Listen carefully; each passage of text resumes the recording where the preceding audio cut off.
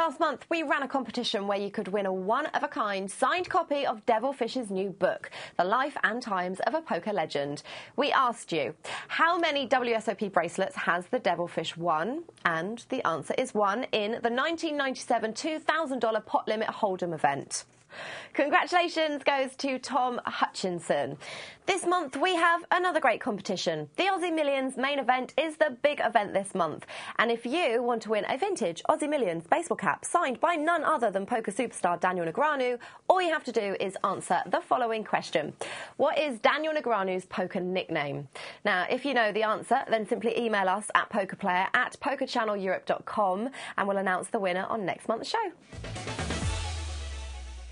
The phrase, play the player, not the cards, is an all-time poker classic, and for good reason. If you can nail your opponent's style, chances are that you can take a chunk of their stack as well. So, Nick, how would you play against someone who limps into every pot? I would isolate them a lot because they're probably limping in with hands like 9-10, Jack-Queen. If I isolate them and get them just to play the pot with me, heads up, most of the time they're going to miss. They're often going to then check. I'm going to make a bet with my rubbish and they're going to fold. What about a typical tight, aggressive player? These are the hardest kind of players to play against. Generally, they're playing good hands, and when they get to the flop, they're betting and putting you in constantly difficult decisions. That's my kind of style as well.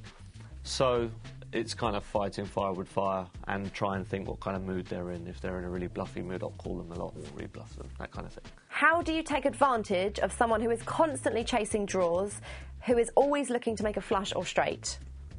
In the general sense, I would be looking to bet when the board is draw heavy and charge them to make their draw. And obviously, if it's a typical opponent that likes to chase a draw, when the draw comes in and they bet, I'll be very wary about them making their hand. What are your tips for playing against a loose, aggressive player? Again, like the tight, aggressive player, a very tricky opponent to play against. They could turn up not only with ace-king and pocket tens, these guys can turn up with 9-7 of diamonds.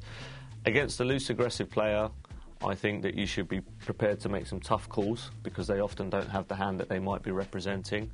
And again, fight fire with fire. If they're raising a lot, then you should start by re-raising them a lot because otherwise they're just going to run you over. Thank you very much, Nick. Now let's take a look at what's coming up over the next couple of weeks in our Poker Diary. The new year kicks off in style as poker players from all over the globe descend on Vienna for the Paradise Poker Tour. The €550 main event opens its doors on the 14th of January. Pack your sunscreen because one of the biggest stops on the poker calendar is just around the corner. Last year's Aussie Millions winner walked away with $1.8 million, so head down under for your shot in the main event on January the 23rd. Fancy following in the footsteps of Jake Cody and winning the EPT Deauville? Then sign up for the €5,300 Deauville main event, which rounds off the month on January the 25th. Well, there's lots to keep you busy there, and we're going to be back next month with more from the world of poker, but unfortunately, that is all we've got time for this month. So thank you to you, Nick. And thanks for having me. It's a pleasure. And I'll see you next time on the Poker Player Show. Bye-bye for now.